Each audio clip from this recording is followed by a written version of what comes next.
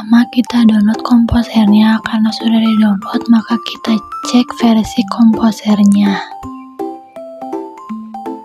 Selanjutnya kita akan menginstal project yang akan kita buat. Kita ketikkan komposer, create project, Laravel, dan nama projectnya. Lalu tekan enter. Setelah tekan enter tadi, maka akan muncul tampilan installing project yang kita buat.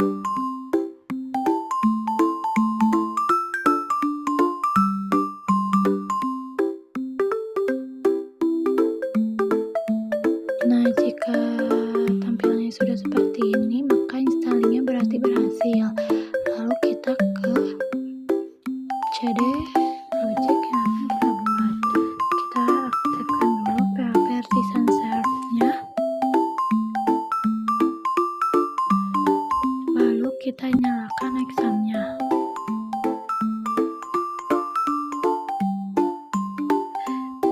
Jika sudah dinyalakan, maka kita akan masuk ke PHP MyAdmin. Lalu kita akan buat database. Kita namakan database-nya sesuai project tadi. Nah, jika sudah, kita masuk ke VS Code, lalu kita buka project Laravel yang tadi kita buat.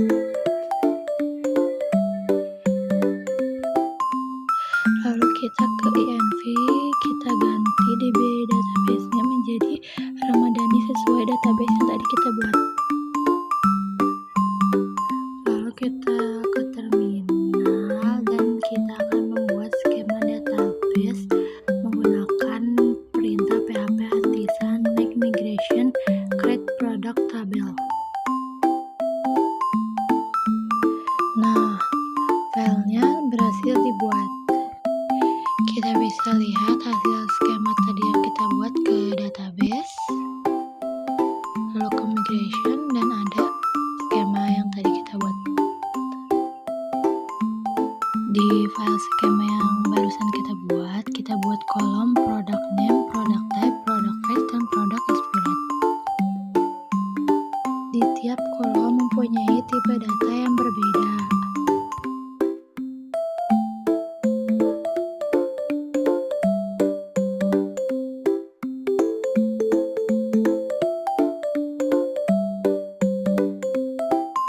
Selanjutnya, kita migrasikan skema database kita ke database MySQL dengan menggunakan perintah PHP Artisan migrate.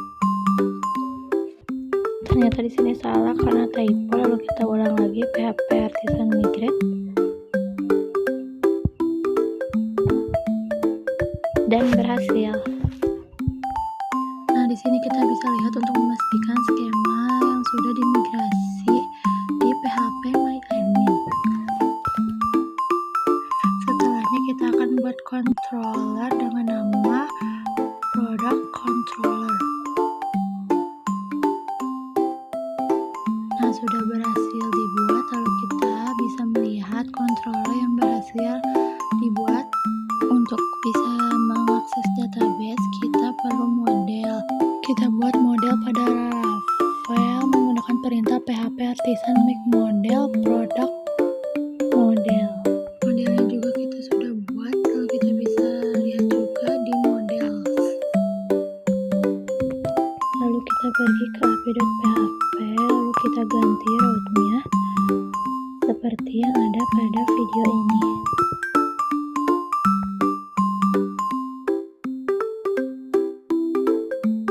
Lalu kita pergi lagi ke model dan ubah model produk PHP-nya seperti yang ada pada video.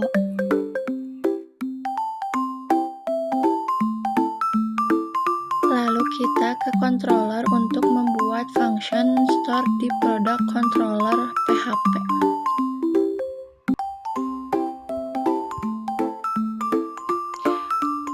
Lalu di sini kita beralih ke aplikasi Postman-nya. Di sini kita akan membuat collection dengan nama CRUD baru. Harusnya CRUD Laravel, tapi kita buat CRUD baru aja. Lalu di sini kita buat request.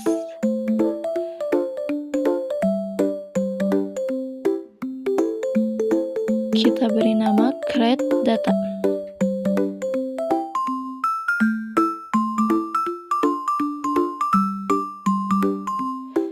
Lalu itunya diganti dengan post. Terus kita masukkan URL-nya. Post ini untuk membuat data baru. Kita ke body, lalu ke raw, lalu kita ketikkan sesuai yang ada pada video ini.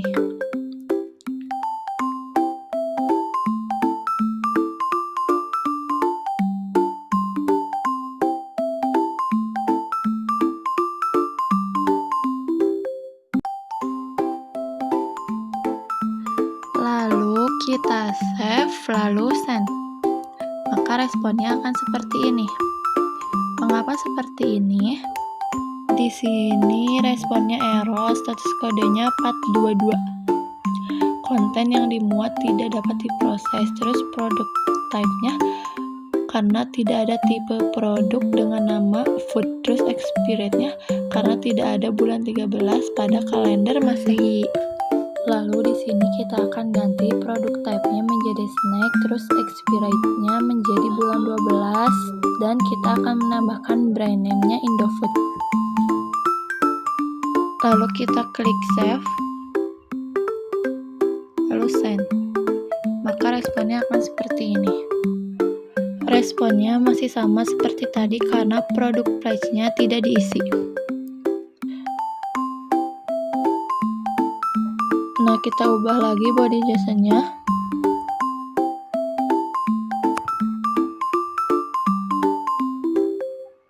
Nah, sekarang kita isikan produk price-nya supaya hasilnya sukses. Kita sudah ubah semuanya, maka responnya akan sukses. Sebagai bukti kita bisa lihat di database. Di produk controller kita buat function dengan nama show all, show by ID, dan show by name. Di function show all kita akan menambahkan kode seperti ada pada video, dan jangan lupa routes-nya, api.php-nya kita tambahkan. Setelahnya kita akses menggunakan postman add request get. Get ini untuk mengambil data dari server. Kita beri nama read all data, lalu kita isikan URL-nya. Kita save dan send, maka responnya akan seperti ini yang tandanya berhasil. Selanjutnya kita buat kode lagi di routes-nya untuk show by ID dan controllernya di show by ID.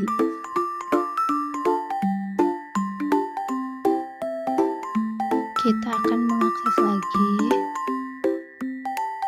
seperti tadi. Lalu di URL-nya kita tambahkan angka 1, maka responnya akan seperti ini berhasil. Jika kita menambahkan angka 4, maka hasilnya not found. Terakhir kita akan menampilkan data berdasarkan kemiripan nama dari produk di database. Di sini kita akan membuat kode di dalam function show by name. Jangan lupa kita pasangkan routes-nya. Nah, kita akan akses menggunakan postman kembali. Di sini perbedaannya ada pada URL-nya karena di sini ditambahkan search product name yang telah kita buat tadi. Dan responnya berhasil. Nah, selanjutnya kita akan menambahkan function update di product controller. Routes-nya juga jangan lupa ditambahkan. Kita akses kembali seperti tadi. Request-nya kita ganti menjadi put. Lalu kita ketikkan data mana yang akan kita update. Kita save, lalu send, maka data berhasil diupdate. Nah, yang terakhir kita tambahkan function delete di product controller. Jangan lupa pasangkan route-nya juga. Selanjutnya kita akan akses menggunakan Postman. Requestnya kita ganti menjadi Delt, lalu URL kita tambahkan ID misalnya 2. Nah, data ini yang akan kita hapus dan berhasil.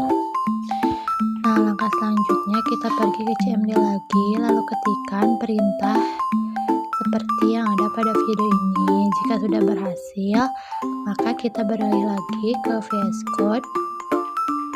Di sini kita pergi ke .env, kita tambahkan jwt secret key sama dengan key rahasia seperti yang ada pada video ini. Lalu kita buat seeder dengan nama seeder dengan perintah php artisan make seeder. File seedernya akan tergenerate di database seeder, user seeder. Lalu di user seedernya kita tambahkan kode seperti yang ada pada video. Ketik kembali php artisan, lalu untuk memutihkannya kita lihat di database. Kita ketik perintah lagi php artisan make controller. Nah, di codingan user controller kita tambahkan kode seperti yang ada pada video, dan jangan lupa route-nya kita tambahkan. Lalu kita ke Postman, di post login with jwt, ke body, lalu ke X yang ada pada video, lalu key-nya kita isikan email, value-nya admin, password-nya admin juga, save, lalu send. Maka responnya akan seperti ini dan akan muncul token. Setelahnya harusnya ke terminal untuk PHP Artisan out middleware. Karena tidak ke video, maka kita lanjut aja ke out middleware. Kita tambahkan kode-kode yang ada pada video. Selanjutnya kita registrasikan middleware ke kernel PHP dan beri nama jwt-out pada baris 66. Selanjutnya kita grouping route API dari data produk ke dalam middleware jwt-out. Habis itu kita akan menguji dulu ketika kita mengakses API produk tanpa token JWT, maka responnya akan seperti apa. Dan ternyata responnya akses ditolak. Nah, selanjutnya kita akan akses menggunakan token. Karena sebelumnya kita sudah mendapatkan token, maka kita salin tokennya. Kita save lalu send dan responnya berhasil. Sekian, terima kasih.